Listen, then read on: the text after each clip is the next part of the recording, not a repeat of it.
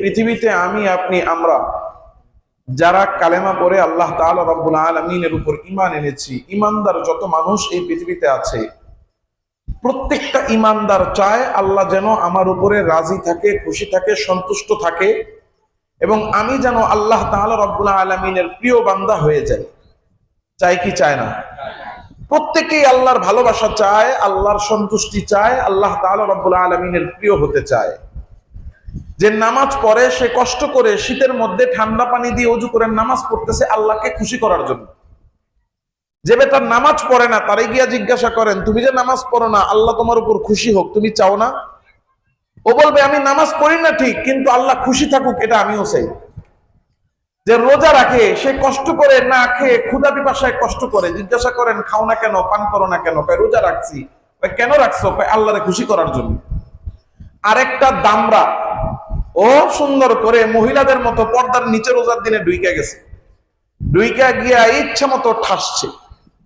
ইচ্ছা মতো ঠাসছে মানে বুঝছেন তো, একেবারে ভালো মতো ঢুকাইছে ভিতরে।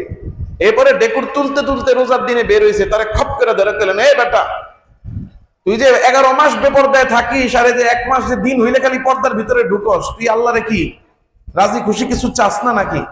রোজা রাখতে পারি না, গ্যাসের সমস্যা, এই সমস্যা, কিন্তু আল্লাহ অসন্তুষ্ট হোক এটা আমিও চাই না। তো দুনিয়াতে বান্দা যত নেক আমল করে, তারা নেক আমল করে আল্লাহকে রাজি খুশি করার জন্য। আর যারা বদ আমল করে, নেক আমল করে না, তারাও আল্লাহকে অসন্তুষ্ট করতে চায় না, আল্লাহর কাছে অপ্রিয়, ঘৃণিত হতে চায় না। প্রত্যেকটা মানুষ আল্লাহর সন্তুষ্টি চায়, আল্লাহর রাজি চায়, আল্লাহর প্রিয় হতে চায়, আল্লাহর ভালোবাসার বান্দা হতে চায়। আর আল্লাহর ভালোবাসার বান্দা হওয়ার জন্য একজন বান্দা দুনিয়াতে যত নেক আমলই করুক না কেন, সব নেক আমল করার পরেও সে আল্লাহর কাছে প্রিয় ভাজন, প্রিয় বান্দা হতে পারবে না।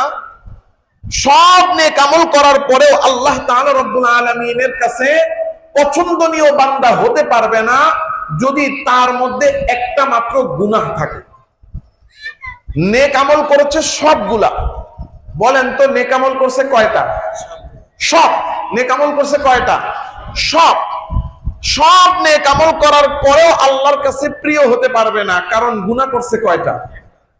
একটা মাত্র গুনাহ করলে পৃথিবীর সব নেক আমল করার পরেও বান্দা আল্লাহর কাছে প্রিয় হতে পারে না। এখন একটা প্রশ্ন আসে না যে হুজুর আপনিই বলতেছেন সব নেক আমল করে ফেলছে তাও প্রিয় হতে পারবে না একটা মাত্র গুনাহের কারণে? একটা গুনার এত পাওয়ার, এই প্রশ্নটা আসতে পারে কি পারে না? হ্যাঁ, একটা গুনার যে এত পাওয়ার যে সব নেক আমলের কার্যকারিতা নষ্ট করে দিতে পারে, এটা বোঝার জন্য ছোট্ট একটা উদাহরণ দিই। আপনাদের এদিকে আছে কিনা আমি জানি না, তবে গ্রাম দেশে এবং বিভিন্ন খামারের মধ্যে গাই গরু থাকে। এই গাই গরুগুলো দুধ দেয়। ধরে নেন কারো 2টা গাই গরু আছে, অস্ট্রেলিয়ান গাই। এই 2টা গাই গরু দুধ দেয়, দুধের গাই দুধ দেয়। 2টা গাই মিলে 15 লিটার, 16 লিটার, 17 লিটার দুধ দেয়। এখন উনি কি করছেন, এই দুধ রাখার জন্য একটা বালতি কিনবেন। বালতি কিনতে বাজারে গেছেন, গিয়া চিন্তা করলেন 15, 16, 17 লিটার পর্যন্ত দুধ হয়, তাইলে আমি একটু সেফটি হিসেবে 20 লিটারের একটা বালতি নিয়ে যাই। উনি 20 লিটারের একটা বালতি কিনে আনছেন বাসায়। এখন একদিন দুধ দোয়াইতে দোয়াইতে মোটামুটি খাবারটা ভালো হয়েছে, গাই গরু দুধ দিতে দিতে 2টা গাই মিলে 17 লিটারের জায়গায় 20 লিটার দুধ দিয়ে ফেলছে। বলেন তো বালতিটা কয় লিটার? দুধ হয়েছে কয় লিটার? এখন বালতি কি খালি আছে না পুরো ভরে গেছে? টুই টুম্বুর একবারে মুখ ভরা। এখন এই বালতির দিকে তাকাইলে খালি কি দেখা যাবে? খালি কি দেখা যায়? দুধ। দুধ ছাড়া কিছু দেখা যায় না। বালতির দিকে তাকাবেন খালি দুধ। এই দুধে ভরা বালতির মধ্যে একেবারে আগা গোড়া পুরাটা দুধ আর দুধ আর দুধ। দুধে ভরা বালতির মধ্যে হঠাৎ করে কেমনে যেন লারা খায়া চারা খায়া ইচ্ছায় অনিচ্ছায় ভুলে ভরতে করতে কেমনে জানি গিয়া এক টুকরা গোবর পড়ে গেছে। গোবরটা টুক করে পইরাই নিচে ডুইবা একবারে তলায় চলে গেছে। এখন গোবরটা যখন নিচে একবারে তলায় চলে গেল, এখন বলেন তো এই বালতির দিকে তাকাইলে কি দেখা যায়? দুধ দেখা যায়। গোবর পড়ার আগে বালতির দিকে তাকাইলে কি দেখা যায়? তো গোবরটা পড়ার পরে বালতির দিকে তাকাইলে কি দেখা যায়? দুধই দেখা যায়। এখন আগেও যেমন দেখা গেছে এখনো তেমন দেখা যাচ্ছে। এখন শুধু আমাকে বলেন, ওই গোবরের টুকরা পড়ার আগে দুধের যে অবস্থা ছিল, গোবরের টুকরা পড়ার পরে দুধের অবস্থা কি আগের মতো আছে না পাল্টায় গেছে? গোবর তো দেখা যায় না, কাউরে যদি বলা না হয় বালতির তলায় যে গোবর আছে সে জানবেও না। এরপরেও পুরো বালতি ভরা দুধ, এক বালতি দুধ এর গুণাগুণ, এটার যেই ভালো থাকার যেই গুণ সেটা নষ্ট করে ফেলছে এক টুকরা।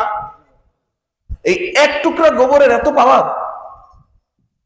এক টুকরা গোবর যে অল্প একটু 20 গ্রাম, 20 গ্রাম গোবর পড়ার কারণে 20 লিটারের দুধ নষ্ট হয়ে গেল, এত পাওয়ার। হ্যাঁ, এই এক টুকরা গোবরের যেরকম পাওয়ার যে 20 গ্রাম গোবর 20 লিটার দুধকে নষ্ট করে দেয়, এমন একটা গুনাহ, এই একটা গুনাহ যদি কারোর মধ্যে থাকে সে যত ভালো কাজই করুক না কেন আল্লাহর কাছে তাকে ঘৃণিত বানায় দেয়। এই যে একটা গুনাহ, এই গুনাহটার নাম কি? এই গুনাহটার নাম অনেকেই জিজ্ঞাসা করলে বলবেন শিরিক। শিরিক করলে তো ইমানই থাকে না, তার আমলই বাতিল। শিরিক করলে ইমান আছে না গেছে? তো বেঈমানের আবার নেক আমল কি? ইমানদার কিন্তু তার নেক আমলগুলা নষ্ট। এমন এক গুনাহ, এই গুনাহটার নাম হলো অহংকার। বলেন গুনাহটার নাম কি? অহংকার। এটা এমন এক গুনাহ যে একজনের দিকে তাকাইলে তার আগা গোড়া মাথা থেকে পা পর্যন্ত সব ভালো, সব ভালো, কোনো খারাপই নাই, কোনো দোষ নাই, কোনো গুনাহ নাই। তো মানুষ মনে করবে সে কত ভালো, তার ভিতরে কোনো গুনাহ থাকতে পারে না, একটু অহংকারী না করে। হ্যাঁ, মাথা থেকে পা পর্যন্ত পুরো ভালো, কিন্তু অন্তরে একটু অহংকার আছে। যার মধ্যে অহংকার আছে তার মধ্যে পৃথিবীর সব গুনাহ আসতে পারে, তার দ্বারা সব গুনাহ হইতে পারে। কারণ অহংকার থেকেই সব গুনাহের জন্ম হয়েছে। আল কিবরু উম্মুল আমরাদ, অহংকার সব গুনাহের মা। কারণ অহংকার দিয়েই আল্লাহর নাফরমানি গুনাহ করা শুরু হয়েছে। অহংকারের আগে আর কোনো গুনাহ হয় নাই, অহংকারের আগে আর কেউ আল্লাহর কোনো নাফরমানি করে নাই। আল্লাহর নাফরমানি শুরুই হয়েছে অহংকারের মাধ্যমে। সর্বপ্রথম আল্লাহর যে নাফরমানি হয়, ওই নাফরমানিটার নাম কি? বলেন বলেন। অহংকার। কি? জেগে আছেন না ঘুমান? কে কে ঘুমান হাত তুলেন তো। কে কে জেগে আছেন হাত তুলেন। লিল্লাহি তাকবীর। আরেকটু জোরে লিল্লাহি তাকবীর। আল্লাহ তাআলার নাফরমানির মধ্যে সর্বপ্রথম নাফরমানি শুরু হয়েছে কি দিয়া? বলেন বলেন কি দিয়া? অহংকার দিয়ে। কিভাবে? আল্লাহ হযরত আদম আলাইহিস সালামকে সৃষ্টি করলেন, সৃষ্টি করে সমস্ত ফেরেশতাদেরকে হুকুম করলেন, ও ফেরেশতারা আমার আদমকে সিজদা করো। ওয়াইল কুল্লা লিল মালাইকাতি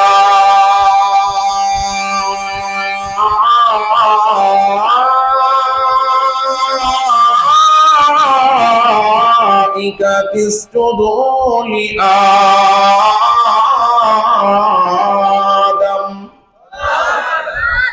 আল্লাহ তাআলা সমস্ত ফেরেশতাদেরকে ডাক দিয়ে বলেন, ও ফেরেশতারা, আমি আমার আদমকে আমার কুদরতের হাত দিয়ে সৃষ্টি করেছি, তোমরা সবাই আমার আদমকে সিজদা করো। আল্লাহ যখনই আদমকে সিজদার হুকুম করলেন, ফাসাজাদু, সমস্ত ফেরেশতারা সিজদা শুরু করে দিল। আল্লাহ তাআলা দেখতেছেন ফেরেশতারা সবাই সিজদা করে, কিন্তু একজন করে না, ইল্লা ইবলিস, কপাল পোড়া শয়তান ইবলিস সিজদা করে না। আল্লাহ যখন দেখলেন ইবলিস সিজদা করে না, আল্লাহ ডাক দিয়ে বলেন, মা মানাকা আল্লাহ তাসজুদা ইয আমারতুক। ও ইবলিস, আমি আল্লাহ হুকুম করলাম, হুকুম করার সাথে সাথে ফেরেশতারা সিজদা করে, কিন্তু তুই সিজদা করিস না। ও ইবলিস, কেন তুই আমার আদম রে সিজদা করিস না? কারণ কি? কারণ কি? আল্লাহ যখন সিজদা না করার কারণ জিজ্ঞাসা করলেন, ইবলিস ডাক দিয়ে বলে, আল্লাহ, আনা খায়রুম মিনহু, খালাকতানি মিন নার।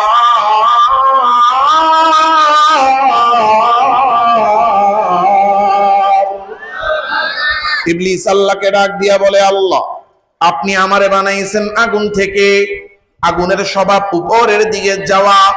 ওয়া খালাকতাহু মিন তিন, আর আপনি আদমকে বানাইছেন মাটি থেকে, মাটির স্বভাব হলো খালি নিচের দিকে যাওয়া। এজন্য আগুন জ্বালাইবেন, দেখবেন আগুন জ্বালানোর সাথে সাথে মাথাটা খালি উপরের দিকে দৌড়ায়। কথা ঠিক না ঠিক? আর মাটি ধরে মাটিটারে ছাড়বেন, ছাড়াও লাগবে না, হাতের উপরে রাখবেন, দেখবেন এটা খালি নিচের দিকে যায়। সারার আগেই এটা নিচের দিকে দৌড় দেওয়া শুরু করবে। ইবলিস বলে, আল্লাহ আমারে বানাইছেন আগুন থেকে, আগুন থাকে উপরে, আদম রে বানাইছেন মাটি থেকে, মাটি থাকে নিচে, যেইটা উপরে থাকে ওইটা হলো উত্তম, যেইটা নিচে থাকে ওইটা হলো অধম। আমি উত্তম আগুনের তৈরি ইবলিস, আর আদম হলো অধম মাটির তৈরি। সুতরাং উত্তম হইয়া আমি অধম রে সিজদা করতে পারি না, কারণ উত্তম আগুনের তৈরি হওয়ার কারণে অধম মাটি থেকে তৈরি হওয়া আদমের চেয়ে আনা খায়রুম মিনহু, আমি শ্রেষ্ঠ, আমি আদমের চেয়ে ভালো, আমি আদমের চেয়ে সেরা, আমি আদমের চেয়ে শ্রেষ্ঠ। এই জন্য আমি আদমকে সিজদা করি নাই, কারণ উত্তম কখনো আদমকে সিজদা করে না, অধমরা উত্তমকে সিজদা করে। তাই সবাই আপনি আল্লাহরে সিজদা করে, আমি উত্তম, এই জন্য আমি অধম আদমকে সিজদা করি নাই। আল্লাহ বলে, আরে তুই যে সিজদা করলি না, সিজদা না করার দ্বারা তো আদমের কোনো অসম্মান হয় নাই, কারণ সিজদা করার হুকুম তো তোরে আদম করে নাই, তুই সিজদা না করে অসম্মান করেছিস তারে, তোরে হুকুম করেছে যে, আর হুকুম তো আদম করে নাই, হুকুম করেছেন যিনি, তার তোর মালিক তিনি। জোরে বলেন কে? আবার আস্তাকবার ওয়া কানা মিনাল কাফিরিন।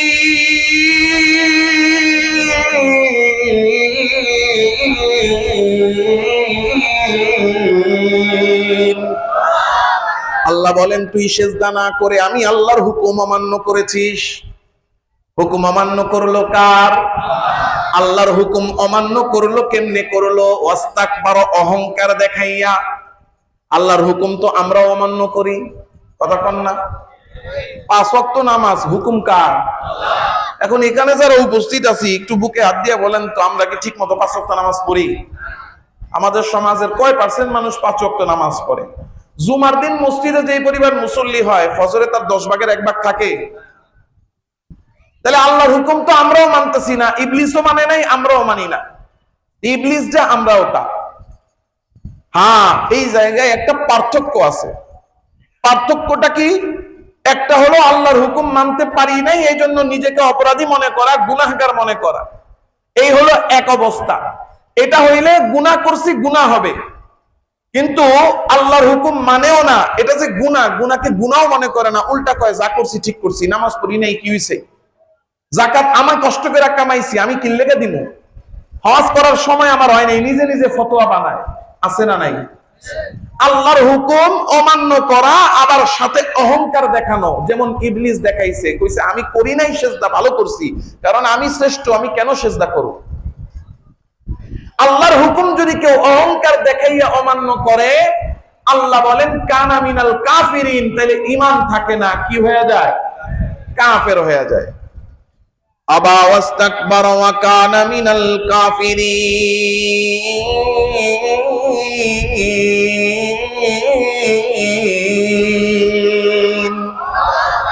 আল্লাহ বলেন, আমার হুকুম অহংকার দেখাইয়া অমান্য করার কারণে তোর ঈমান চলে গেছে। ইবলিস, তুই কাফের হয়ে গেছস, বেঈমান হয়ে গেছস। এখন এই যে কাফের হয়েছে, বেঈমান হয়েছে, বেঈমান হওয়ার কারণে, কাফের হওয়ার কারণে তার উপরে শাস্তি আছে না নাই? আল্লাহ এবার তারে শাস্তি দিতেছেন। কি শাস্তি আল্লাহ দেন? আল্লাহ বলেন ফাখরুজ মিনহা মিনাল জান্নাহ। ইবলিস, তোর 1 নাম্বার শাস্তি হলো তুই আমি আল্লাহর জান্নাত থেকে বের হয়ে যা। 1 নাম্বার শাস্তি, আল্লাহ ইবলিসকে জান্নাত থেকে বের করে দিলেন। আল্লাহ তাআলা একটা শাস্তি দিয়েই ক্ষান্ত না, আল্লাহ বলেন আরো শাস্তি আছে। ফাইন্নাকা রাজিম।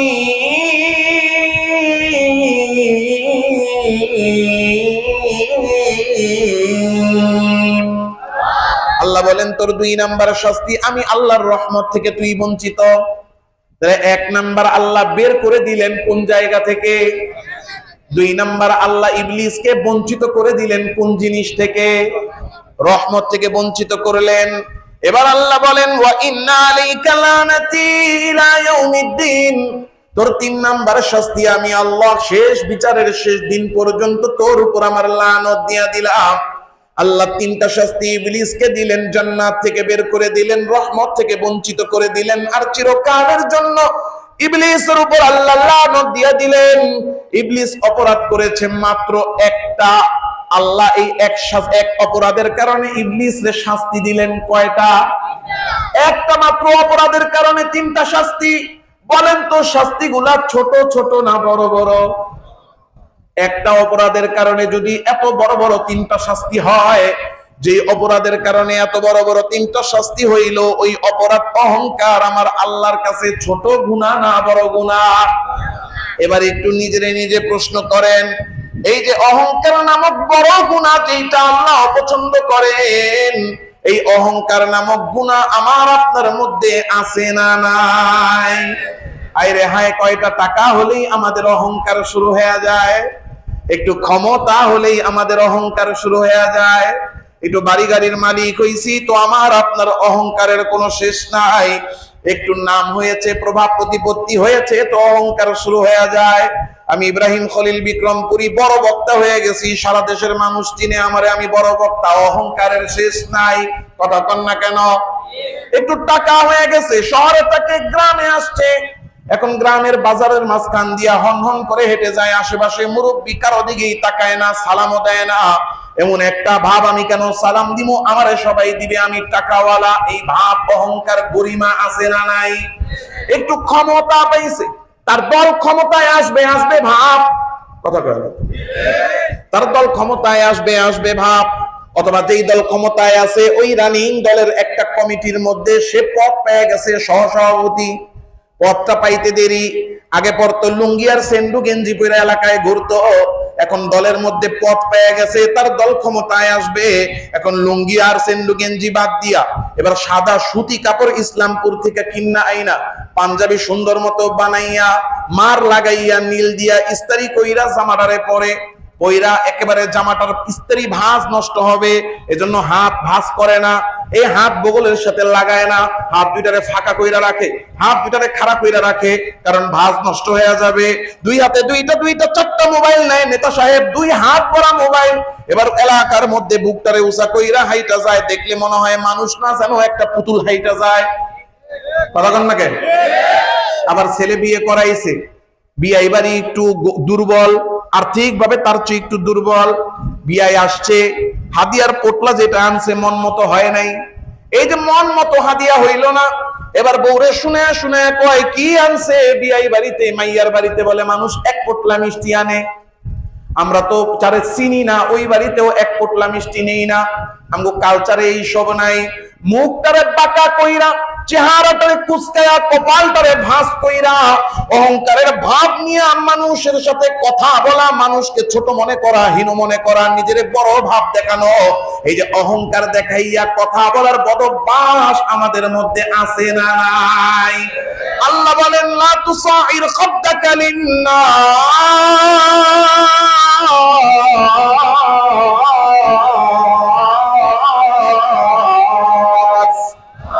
আল্লাহ বলেন কোন মানুষের সাথে অহংকারের ভাব দেখাইয়া, কপালটারে ভাঁজ কইরা, চেহারাটারে বিকৃত কইরা অহংকার দেখাইয়া কথা বলো না। জমিনে যে তুমি চলতেছ, লা তামশি ফিল আরদি মারহা, অহংকার করে তুমি চলো না বান্দা, অহংকার করে তুমি চলো না। কেন তুমি অহংকার করো? অহংকার করে তুমি কি বা করতে পারো? ইন্নাকা লান তাখরিকাল আরদা, অহংকার করে তুমি মাটির মধ্যে পা ফালাও, পাটারে ফালায়া তুমি ঝাড়ি দিয়া কও আমারে চিনসনি, কথা কন না কেন? আবার একটু পরে লাভ দিয়া ওঠে, আমারে চিনস, লাভ দিয়ে উঠেনি। আল্লাহ বলেন ইন্নাকা লান তাখরিকাল আরদা, মাটির মধ্যে পা ফলাইয়া তুমি মাটিরে তো 1 ইঞ্চিও দাবাইতে পারো না, আরে 1 ইঞ্চি তো দূরের কথা, 1 সুতাও তো মাটিরে দাবাইতে পারো না। ওয়ালান তাবলুগাল জিবালা তুলা, আবার যখন লাভ দিয়া ওইটা বলো আমার চিনস নি আমি কে, ওই লাভ দিয়া যখন তুমি ওঠো পাহাড়ের চূড়া পর্যন্ত পৌঁছাইতে পারো না, তাইলে অহংকার করো কি নিয়া? আরো 10টা মানুষ যেমন তুমিও তো তেমন, তোমার অহংকার তাইলে কি নিয়া? তোমার অহংকার একটু টাকা নিয়া, তোমার টাকা আছে, অহংকার তোমার ক্ষমতা নিয়ে তুমি ক্ষমতাওয়ালা হয়ে গেছো, অহংকার তোমার বাড়ি নিয়ে তুমি বাড়িওয়ালা, অহংকার তোমার গাড়ি নিয়ে তুমি গাড়িওয়ালা, অহংকার তোমার সার্টিফিকেট নিয়ে তুমি বড় শিক্ষিত, অহংকার তোমার এই দুনিয়ার নাম কাম নিয়ে যে তুমি অনেক বড় কিছু হয়ে গেছো। না না বান্দা, এইগুলো নিয়ে তুমি অহংকার করো না। কারণ যে টাকা পয়সা বাড়ি গাড়ি ক্ষমতা নাম প্রভাব প্রতিপত্তি নিয়ে তুমি অহংকার করো, এইগুলার একটারও আসল মালিক তুমি না। কারণ এইগুলা দুনিয়াতে আসার সময় তুমি নিয়ে আসো নাই।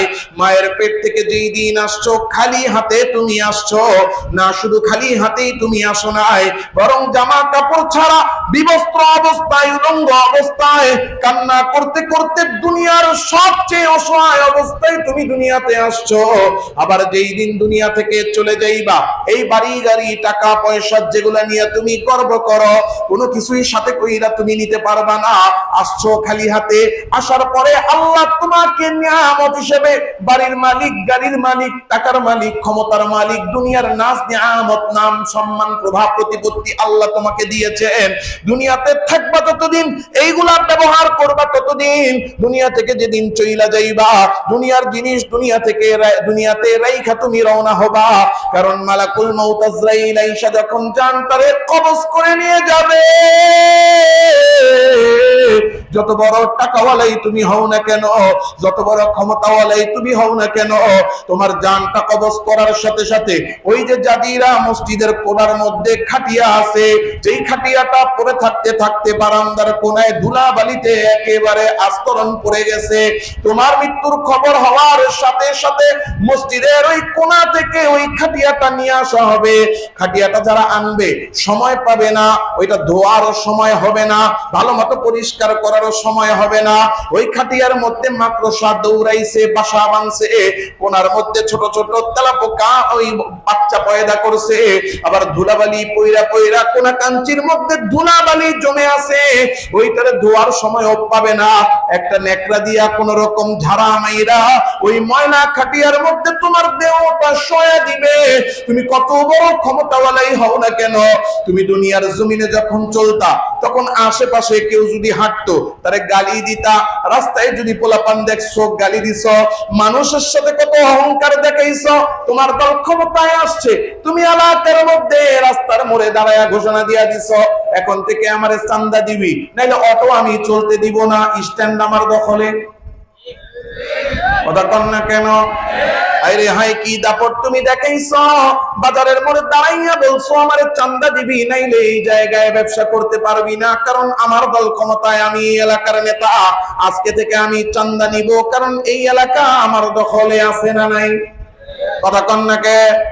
এই যে দাপট আর অহংকার তুমি দেখাইলা, ওই জায়গায় ময়লা কাটিয়াতে তোমাকে শোয়ানো হবে, তুমি তাকাইয়া দেখবা ডাইনে দিয়া মাকড়সা দৌড়ায়, বামে পোকামাকড় দৌড়ায়, তুমি কাউরে বলতেও পারবা না আরে আমি এত বড় নেতা, ময়লার মধ্যে কেন আমারে শোয়াইছস, বলতেও পারবা না। যত বড় টাকাওয়ালাই হও না কেন তুমি বলতেও পারবা না আমার দামি একটা কাপড় পরা।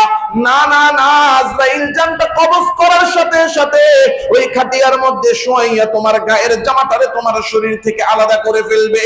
মরার পরে তোমার হাড্ডিগুলা শক্ত হয়ে যাবে, ভাঁজ করা যাবে না, গায়ের জামাটা খুলতে পারবে না, কেচি আইনা তোমার শরীর থেকে তোমার গায়ের জামাটারে কাইটা কাইটা আলাদা করে ফেলবে।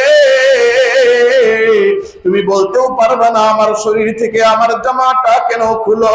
তোমার উলঙ্গ আর বিবস্ত্র বানাইয়া মায়ের পেট থেকে যেমন আসছিলা একেবারে উলঙ্গ আর বিবস্ত্র বানাইয়া তোমার লজ্জাস্থানের উপরে একটা কাপড় দিয়া তোমারে গোসল করাবে। পানিটা গরম হইলেও তুমি বুক দিয়া বলতে পারবা না গরম পানি কেন দিছ, পানিটা ঠান্ডা হইলেও তুমি বলতে পারবা না ঠান্ডা পানি কেন ঢালতেছ। এমনকি কাফনের কাপড়টা চাওয়ার মতো ক্ষমতাও তোমার থাকবে না। যত বড় টাকাওয়ালাই তুমি হও না কেন, আলমারি ভরা তোমার দামি দামি ব্র্যান্ডের জামা আছে, একটা জামাও তুমি গায়ে দিতে পারবা না। ওই যে বাজারের মসজিদের কোণার মধ্যে দাফন কাফনের দোকান, ওইখান থেকে আনা একেবারে কম দামি সাধারণ কাপড় দিয়া কাফন বানাইয়া তোমারে পরায়া দেওয়া হবে, ওইটাও তুমি চাইতে পারবা না। পাড়া প্রতিবেশী আত্মীয় স্বজন যদি তোমার দয়া কইরা পরায় তাইলেই তোমার কপালে জুটবে, নাইলে তোমার কপালে কাফনের কাপড়টাও জুটবে না। তাইলে অহংকার করো কি নিয়া বান্দা? অহংকার করো দুনিয়ার টাকা পয়সা বাড়ি গাড়ি ক্ষমতা নিয়া। বান্দা এইগুলা নিয়ে অহংকার করো না, কারণ এইগুলার একটারও মালিক তুমি না। আজকে আজকে জাজিরা এলাকায় দাঁড়াইয়া গর্ব করে বলো 100 বিঘা জমি আমার। জাজিরার মধ্যে দাঁড়াইয়া বলো এই এলাকার মধ্যে 10 বিঘা জমির মালিক আমি। আরে হায়, যেই জমি নিয়ে তুমি গর্ব করো, এই জমি 100 বছর আগেও ছিল কি ছিল না?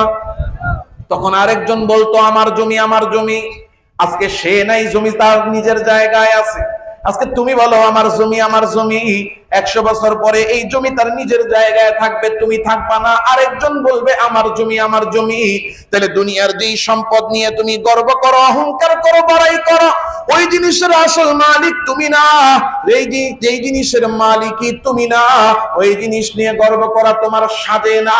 গর্ব যদি করতে হয় করতে পারেন তিনি, এই সব কিছুর আসল মালিক যিনি। জোরে বলেন কে? ওয়ালাউল কিবরিয়া ফিস সামাওয়াতি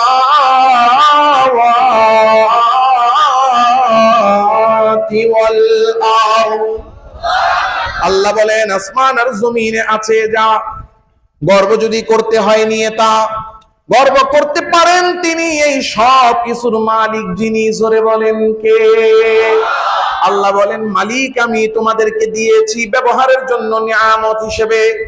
নিয়ামত হিসেবে তোমরা কেউ টাকা পেয়েছো, কেউ বাড়ি পেয়েছো, কেউ গাড়ি পেয়েছো, কেউ ক্ষমতা পেয়েছো, কেউ স্বাস্থ্য পেয়েছো, কেউ শিক্ষা পেয়েছো, কেউ নাম পেয়েছো, কেউ সম্মান পেয়েছো, কেউ প্রভাব প্রতিপত্তি পেয়েছো। তোমরা নিয়ামত হিসেবে যা পেয়েছো, নিয়ামত হিসেবে তোমাদেরকে দিয়েছেন কে? ওই নিয়ামতের শুকরিয়া আদায় করো। লা ইন শাকারতুম লা আযীদান্নাকুম। যদি নিয়ামতের শুকরিয়া আদায় করো তাইলে আমি আল্লাহ নিয়ামতকে আরো বাড়িয়ে দিব। কিন্তু নিয়ামত নিয়ে অহংকার করো না। ওয়ালা ইন কাফারতুম, যদি নিয়ামত পেয়ে অহংকার করো, ইন্না আযাবি লাশাদীদ, জেনে নাও আমি যেমন নিয়ামত দিতে পারি, অহংকার করলে শাস্তি দেওয়ার ক্ষমতা আমার আল্লাহর আছে না নাই? আল্লাহ বলেন নিয়ামত পেয়ে যদি অহংকার করো, আমি আল্লাহ শাস্তি দিতে পারি। আল্লাহ পারেন কি পারেন না? আল্লাহ যে পারেন, কেমন পারেন? আল্লাহ বলেন ফেরাউনের দিকে তাকায়া দেখো, ফেরাউনের ক্ষমতার নিয়ামত দিয়েছেন কে? জোরে বলেন কে? আল্লাহ ক্ষমতাই দেন নাই, শুধু শারীরিক সুস্থতাও দিয়েছেন, তাকে অলৌকিক শক্তিও আল্লাহ দিয়েছে। এমন ক্ষমতা আল্লাহ ফেরাউনকে দিয়েছেন। ফেরাউন নীল নদের পাড়ে দাঁড়ায় বলতে, এই নদী পানি বন্ধ করে দে। নদীর পানি বন্ধ হয়ে যেত। বলতে, এই নদী পানি ছেড়ে দে, নদীর পানি প্রবাহিত সহ শুরু হইত। এত শারীরিক সুস্থতা আল্লাহ ফেরাউনকে দিছে যে 40 বছর পার হয়ে যাইত, কিন্তু ফেরাউন একটা হাঁচিও দিত না, একটা কাশিও দিত না, এত সুস্থ থাকতো সে। আল্লাহ এই শারীরিক শক্তি এবং ঐশ্বরিক শক্তি দেওয়ার পরে আল্লাহ তাকে বাদশা বানাইছে। এখন বাদশা হওয়ার পরে সর্বপ্রথম অহংকার শুরু করলো, সে নিজেই নিজের খোদা দাবি করা শুরু করলো। নাউজুবিল্লাহ বলবেন না? আনা রাব্বুকুমুল আলা, আমি তোমাদের বড় খোদা। খোদা কি ফেরাউন? কে? জোরে বলেন। আল্লাহ তাআলা রব্বুল আলামিন মুসা আলাইহিস সালামকে পাঠাইছেন। দেখছনি মুসা কামটা কি করে? আল্লাহ নিজের নিজে খোদা দাবি করে, মিথ্যা দাবি করে। কি করবো এখন? যাও গিয়া বুঝাও। মুসা আলাইহিস সালাতু ওয়াস সালাম গিয়া বলতেছে, ফেরাউন তুমি যে নিজের নিজে খোদা দাবি করো, তুমি তো খোদা না। কে? আমি খোদা হব না কেন? তোমারও 2টা চোখ, আমারও 2টা চোখ, তোমারও 2টা কান, তোমার জনগণ যারা আছে তাদেরও 2টা করে কান, তোমার 2টা হাত, আমরা সবার 2টা করে হাত, তোমার একটা মুখ, আমাদেরও একটা করে মুখ, তোমার 2টা পা, আমাদেরও 2টা পা। তাহলে তুমি যেমন আমরাও তেমন, আমরা মানুষ তুমিও মানুষ। আমরা যদি মানুষ হই তুমি কেমনে খোদা হও? কারণ তুমি যেমন আমরাও তেমন, তুমি খোদা না, তুমি মানুষ। আর তুমি খোদা হইলে তো সবাই খোদা হয়ে যায়। কথা বলেন না? সুতরাং তুমি খোদা না, তুমি মানুষ আর খোদা। জোরে বলেন কে? ফেরাউনকে এতদিন ধরে খোদাগিরি করতেছি, কেউ আমাকে কিছু কইলো না, তুমি আয়া কইতাছো যে আমি খোদা না। মিয়া নতুন কথা, পাগল হইছো নি? মুসা আলাইহিস সালামের পাগলকে খেদায় দিছে। আল্লাহ তাআলার কাছে এসে বলে, আল্লাহ আমি গিয়া বললাম আপনি রব, ও বলে আমি নাকি পাগল, আমার কথা মানে না, বিশ্বাস করে না। এমনি এমনি বিশ্বাস না করাটা স্বাভাবিক, একটা প্রমাণ দেখাইলে বিশ্বাস করবে। কি করা? আল্লাহ বলেন একটা প্রমাণ দিচ্ছি, একটা মুজিজা দিচ্ছি, মুজিজাটা নিয়ে সবাইকে দেখাও। এই আপনারা আসেননি? খারাপ লাগতেছে? আল্লাহ মুসা আলাইহিস সালামকে আল্লাহ বললেন একটা মুজিজা দিচ্ছি, মুজিজাটা নিয়ে যাও। কে আল্লাহ দেন, উসলুক ইয়াদাকা ফি জাইবিকা তাখরুজ বাইদা মিন গায়রি সু।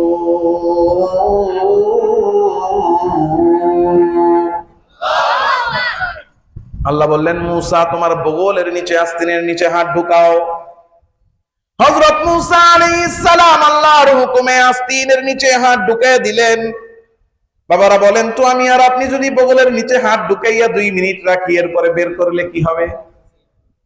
এমন সুগ্রাণ বের হবে, আশেপাশে কেউ টিকতে পারবে না। কথা কর না কেন? মুসা আলাইহিস সালাম আল্লাহর হুকুমে বগলের নিচে হাত ঢুকাইয়া হাত বের করছেন। আল্লাহ ওই হাতের মধ্যে মুজিজা দিবেন, এমন মুজিজা, এই যে বাতিটা দেখা যায়, বাতি থেকে আলো বের হয়ে চতুর্দিক যেমন আলোকিত হয়ে যায়, হযরত মুসা আলাইহিস সালামের হাত থেকে আলো বের হয়ে চতুর্দিক আলোকিত হয়ে গেছে। আল্লাহ বললেন মুসা এই হাত আবার ঢুকাও। এখন এই আলোকিত হাত আবার ঢুকাইছেন, ঢুকানোর পরে আলো বন্ধ হয়ে গেছে। এটা সুইচের মতো, টিপ দিলে জ্বলে, আবার টিপ দিলে কি হয়? নিবে। হযরত মুসা আলাইহিস সালাতু ওয়াস সালাম এই মুজিজা নিয়ে ফেরাউনের দরবারে হাজির। ফেরাউন দেখা বলে মুসা তুমি আজকে আবার কি নিয়ে আইছো, কি বলতে আসছো? তোমার কথা তো আগেই শুনছি, এত কথা ভাল লাগে না। হযরত মুসা আলাইহিস সালাম ডাক দিয়ে বলেন ফেরাউন আজকে বলবো না, যা বলার আগেই বলে গেছি, আজকে শুধু ওই কথার প্রমাণ দিব। বলে কি প্রমাণ দিবা? বলে প্রমাণ দিব তুমি খোদা না, তুমি রব না, তুমি মানুষ। খোদা রব কে? জোরে বলে। কি মুজিজা নিয়ে আসছো, মুজিজা দেখাও। হযরত মুসা আলাইহিস সালাম আস্তিনের নিচে বগলের নিচে হাত ঢুকাইয়া হাত বের করছেন। হাত থেকে আমার আল্লাহ নূর বের করে দিয়েছেন। এই হাত থেকে এমন আলো বের হয়েছে, আলো বিচ্ছুরিত হয়ে ফেরাউনের পুরো রাজপ্রাসাদ আলোকিত হয়ে গেছে।